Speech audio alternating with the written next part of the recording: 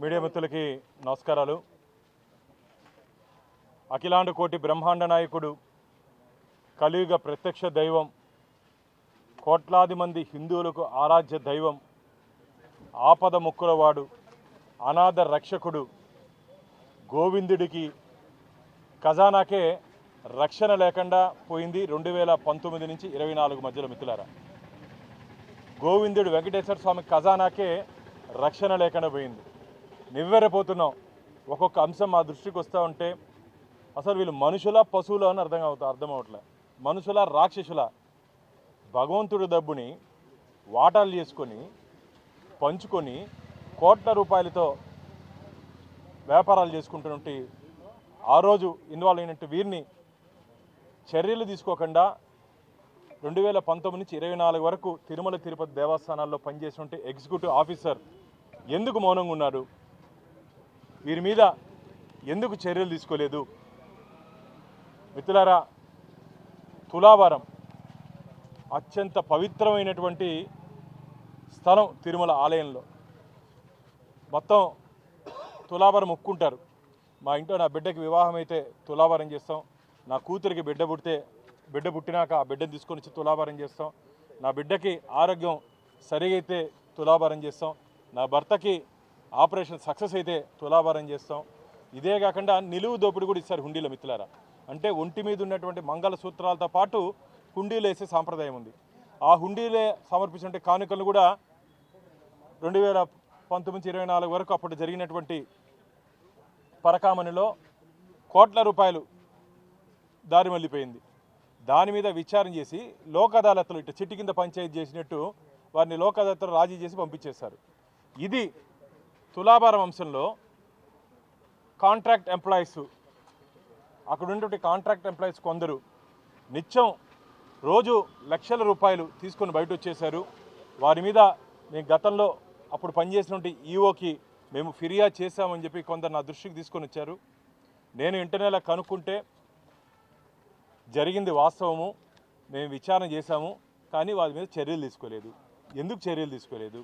ఆ వాటాలు ఎక్కడికి పోయింది? ఆ తులాభారం వాటాలు ఎవరెవరికి వెళ్ళింది? ఆ కోట్ల రూపాయలు ఎవరెవరు ఇళ్ళకి చేరింది?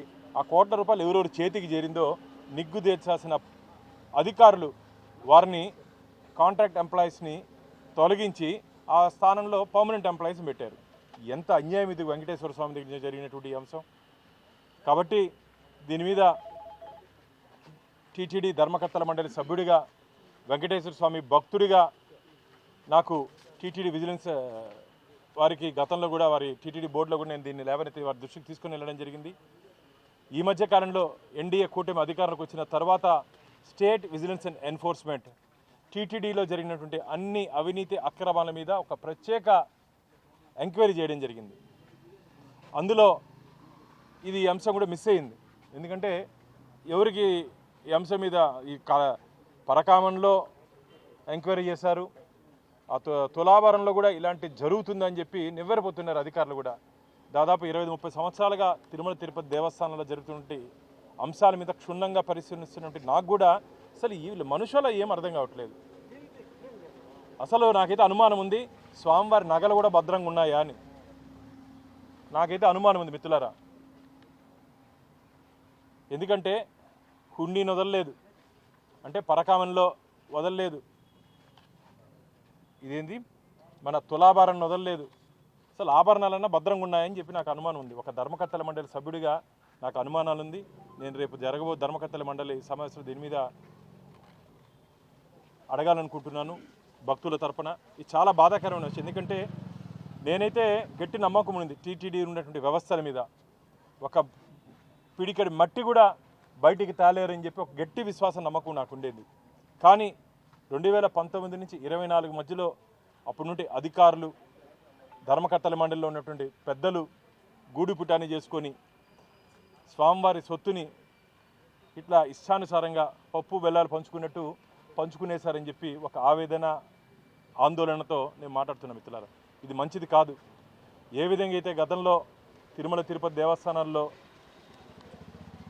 నేనే అంశం కూడా బయటపెట్టడం జరిగింది. 5 గ్రాముల బంగారు డాలర్లు, $300 మిస్ అయినప్పుడు justice Wadhwa committee, justice Jagannatha Rao committee ఏ విధంగా ఆ రోజు సుప్రీంకోర్టు చీఫ్ జస్టిస్తో ఒక ఎంక్వైరీ జరిగిందో ఆ విధంగా తిరుమల తిరుపతి దేవస్థానంలో గత 5 సంవత్సరాలు జరిగినటువంటి ఈ అవకతవకల మీద ఒక గట్టి ఎంక్వైరీ జరగాలి నిష్పక్షపాతంగా అని చెప్పి నేను భావించాను.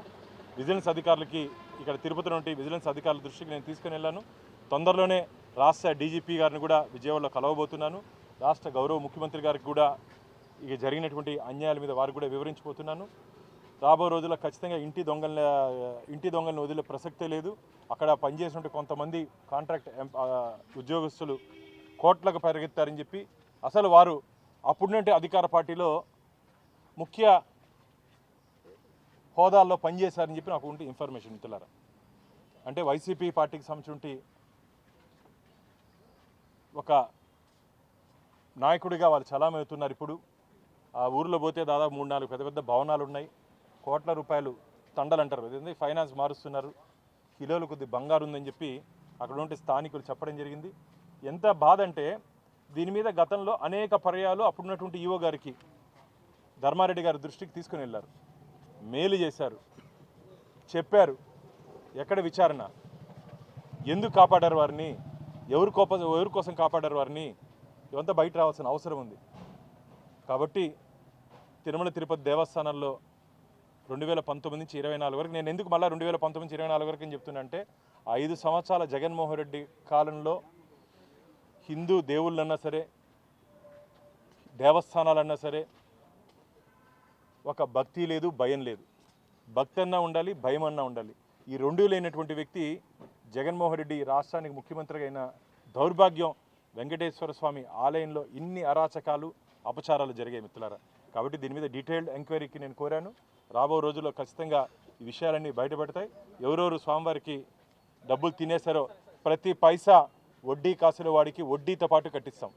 వడ్డీ కాసుల వాడికి వడ్డీతో పాటు కట్టించి వారిని జైలుకి పంపించేంత వరకు మా పోరాటం ఆగదని చెప్పి మీడియా ముఖంగా గోవింద భక్తులకి హామీ ఇస్తున్నాం మిత్రులారా. ప్రభుత్వం వారి దాదాపు 1 year అవుతోంది. రవికుమార్ అనేటువంటి వ్యక్తి పరకామణి ద్వారా దాదాపు 100 కోట్లు తరలించారు. అనేక స్కామ్లు బయటపడుతున్నాయి. ఇంతవరకు దానిపైన ఎంక్వైరీ లేదు, ఎవరిని అరెస్ట్ కూడా చేయలేదు.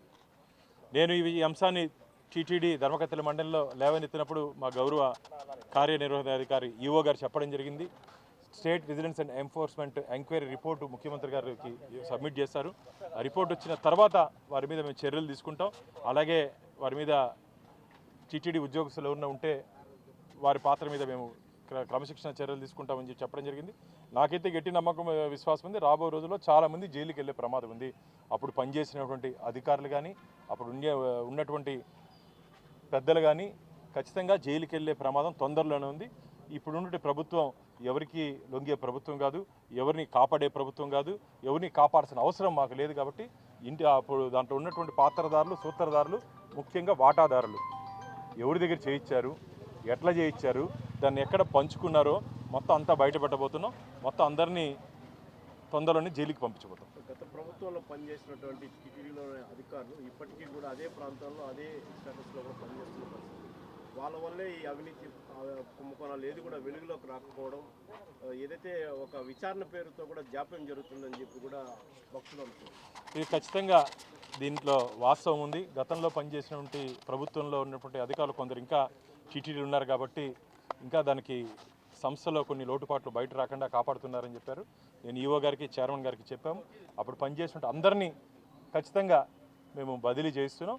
ముఖ్యమంత్రి గారు కూడా దృష్టికి తీసుకెళ్తే వారు కూడా బదిలీ చేయమని చెప్పారు. తొందరలోనే మార్పులు ఉంటాయి. జరగబోయే పాలక మండలి ఈ అంశంపైన ఖచ్చితంగా రేపు జరగబో ధర్మకర్తల మండలి సమావేశంలో దీని మీద నేను ఖచ్చితంగా చర్చిస్తాను. నాకైతే నివ్వెరపోతున్నాను. కొండ మీద ఆలయంలో ఏదైతే జరగకూడదు అనుకున్నామో స్వామివారి వస్త్రాలు మిత్రులారా, శేష వస్త్రాలు స్వామివారికి శుక్రవారం నుంచి శుక్రవారం వరకు స్వామివారి మీద ఉన్నటువంటి శేష వస్త్రాలు కొందరికి మాత్రమే పరిమితం. అది ప్రధానమంత్రి, రాష్ట్రపతి, మన ముఖ్యమంత్రి, మన గవర్నరు, మఠాధిపతులు వీళ్ళకే పరిమితమైనటువంటి ఆ శేష వస్త్రాలు అది కూడా బయటికి వెళ్ళిపోయాయి. పరకామణిలో స్వామివారి హుండీలో డబ్బులు 100 కోట్ల రూపాయలు బయటికి వెళ్ళిపోయింది. తులాభారంలో బయటికి వెళ్ళిపోయింది. ఏం జరిగింది ఇక్కడ? నెయ్యి లడ్లు అక్కడ కల్తీ జరిగింది. వీళ్ళు మొత్తం ఉద్దేశపూర్వకంగా వెంకటేశ్వర ఆలయాన్ని ఏమైనా టార్గెట్ చేశారా? ఎందుకంటే కలియుగ ప్రత్యక్ష దైవం ఈరోజు స్పిరిచువల్ క్యాపిటల్ అది. హిందువులకు ఆధ్యాత్మిక రాజధాని. అక్కడ దెబ్బ కొడితే వాళ్ళు ఏమైనా లబ్ధి పొందుతారని ఏమైనా ఆలోచించారేమో నాకు తెలియదు. కాబట్టి దీని మీద లోతుగా విచారణ జరిగితే వాస్తవాలు బయటకు వస్తాయి. ఎస్పీఎఫ్ పోలీసు విజిలెన్స్లో కూడా చాలా కాలం ఒకే ప్రాంతంలో ఒకే చోట కూడా సిబ్బంది కూడా పాతుకుపోయినారు. వాళ్ళందరూ కూడా ఇప్పటికీ గత ప్రభుత్వానికి సంబంధించినటువంటి అధికారులతో కూడా టచ్లో ఉన్నారని చెప్పి కూడా ఆరోపణలు. ఖచ్చితంగా ఇప్పుడు కూడా ఇక్కడ జరిగినటువంటి అంశాలు కొన్ని అప్పుడు ఉన్నటువంటి అధికారుల దృష్టికి వెళ్తున్నాయని చెప్పి నాకు కూడా సమాచారం ఉంది. వారందరినీ గుర్తిస్తున్నాం.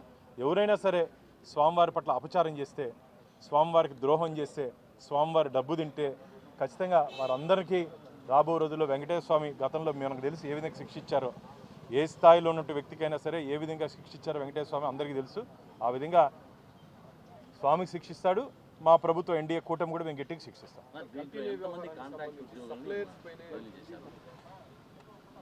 అసలు చర్యలే తీసుకోలేదు వాళ్ళ మీద. ఆ రోజు పనిచేసినటువంటి ఒక 3-4 మీద అక్కడి నుంచి బదిలీ చేశారని చెప్పి నాకున్నటువంటి ఇన్ఫర్మేషను. వారు ఒక్కొక్కరు కోట్ల రూపాయలకు పడగెత్తారని చెప్పి ఇన్ఫర్మేషను. నేను అసలు ఎలా జరిగిందని చెప్పి వారిని మాట్లాడితే మొత్తం అన్నీ గూడు పుటానయ్యి రోజుకి ఉదాహరణకు 100 మంది తులాభారం చేసుకుంటే నేను మొన్న పోయి విచారించా. తులాభారంలో నేను పోయిన రోజు 10,18,000 రూపాయలు కలెక్షన్ వచ్చింది. మొత్తం 95% నగదు వస్తుంది. నగదు డబ్బు రూపంలో వస్తుంది. వీళ్ళు ఒక 100 మందికి చేస్తే ఒక 100 మంది మనం తులాభారం చేసుకుంటే అక్కడ ఉన్నటువంటి మిషన్ని మానిటర్ చేసి దాన్ని 60కో 70కో తగ్గించి మిగతా 60 బ్యాంక్కి క్రెడిట్ చేసి మిగతా వీళ్ళు ఇంటికి ఎత్తుకొని వెళ్ళిపోయినారని చెప్పి ప్రాథమికంగా నాకున్నటువంటి ఇన్ఫర్మేషన్. తప్ప ఎలా జరిగిందని, అది బ్యాంక్ రిమిట్ చేయాల్సిన డబ్బులు వీళ్ళు ఎలాకెత్తుకొని వెళ్ళిపోయినారని. ఇంత దారుణం. అదే చెప్తున్నా కదా, ఒక గుప్పడి మట్టి కూడా ఆలయం నుంచి బయటికి తేలేమని చెప్పి విశ్వాసం ఉన్నట్టు నాకు ఈరోజు ఇంత ధైర్యంగా ఎవరు ఏం చేయలేరని చెప్పి ఒక అహంకారంతో ఎవరు ఏం చేసినా మమ్మల్ని తప్పించుకుంటామని చెప్పి నమ్మకంతో చేశారేమో. స్వామివారి దగ్గర ఎవరు తప్పించుకునే అవకాశమే లేదు. దీనికి ఫలితం చాలా కఠినంగా ఉండబోతుంది.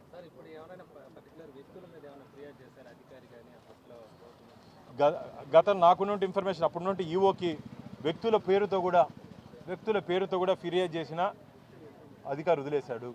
వ్యక్తుల పేరుతో కూడా, ఎందుకంటే ఎంక్వైరీ జరగకముందు మన పేర్లు ప్రస్తావించకూడదు కాబట్టి వ్యక్తుల పేరుతో కూడా ఫిర్యాదు చేసిన ఎందుకు అధికారి వదిలేశాడు? ఎవరిని కాపాడడానికి? ఈ కోట్ల రూపాయలు ఎక్కడెక్కడికి వెళ్ళిందో రాబో రోజుల్లో ఖచ్చితంగా శ్రీవారి భక్తుల ముందు మేము పెట్టబోతాం. కల్తీ వ్యవహారానికి సంబంధించి ఇప్పటివరకు డైరీకి సంబంధించినటువంటి వాళ్ళని లోకల్గా ఉన్నటువంటి ఎంప్లాయీస్ పైనే యాక్షన్ అనేది స్టార్ట్ అయింది. అంటే అక్కడ ఉన్నటువంటి పాత్రదారులు, ప్రజాప్రతినిధులు కావచ్చు, కీలక అధికారుల పేర్లు ఇప్పటివరకు బయట రాలేదు. ఎవరిని ప్రొటెక్ట్ చేయాల్సిన అవసరం మాకు లేదు. ఖచ్చితంగా అందరూ, అందుకని చెప్తాను కదా, పాత్రదారులు, సూత్రధారులు, వాటాదారులు అందరూ బయటపడిపోతారు. తొందరలో అందరూ బయటపడతారు కూడా. ముఖ్యమంత్రి గారిని మేము కలుస్తున్నాం కాబట్టి వారికి కూడా పూర్తి వివరాలు వాళ్ళకి అందజేస్తాం. హిట్ టీవీ యాప్, ఇందులో short news, live news, entertainment shows, movies, digital magazines తో పాటు మీ జిల్లా వార్తలను కూడా ఫ్రీగా చూడొచ్చు. అంతేకాదు కేజీ నుంచి పీజీ వరకు విద్యార్థులకు స్కాలర్షిప్ కూడా అందిస్తున్నాం. ప్రతి వారం 10 మందికి లక్కీ డ్రా ద్వారా ఒక్కొక్కరికి 10,000 రూపాయలు అందిస్తున్నాం. ఇంకెందుకు ఆలస్యం? వెంటనే హిట్ టీవీ యాప్ ని డౌన్లోడ్ చేసుకుని ఫ్రీగా ఎంటర్టైన్మెంట్ పొందండి. Hit TV app. Hit TV app. Please download hit TV app. Hit TV app ని ఫ్రీగా డౌన్లోడ్ చేసుకుని ఎంజాయ్ చేయండి. మీకు నచ్చిన ఎంటర్టైన్మెంట్ కోసం హిట్ టీవీ యాప్ ని ఫ్రీగా డౌన్లోడ్ చేసుకుని ఎంజాయ్ చేయండి. హిట్ టీవీ యాప్ ని డౌన్లోడ్ చేసుకుని ఆస్వాదించండి, ఆశీర్వదించండి. ఇంతమంది సెలబ్రిటీలు హిట్ టీవీ యాప్ ని డౌన్లోడ్ చేసుకోండి అని చెప్తున్నారంటే ఎంత మంచి యాప్ ఆలోచించండి. అమెరికా అమెరికా అమెరికా అమెరికాలో చదవాలనుకునే వాళ్ళకి విశ్వసనీయమైన పేరు మన శౌర్య కన్సల్టెన్సీ. UK లో 1 year masters. UK లో 1 year masters. 2 years work permit up to 5 years visa. Contact Saurya Consultancy. Contact 89851 89851.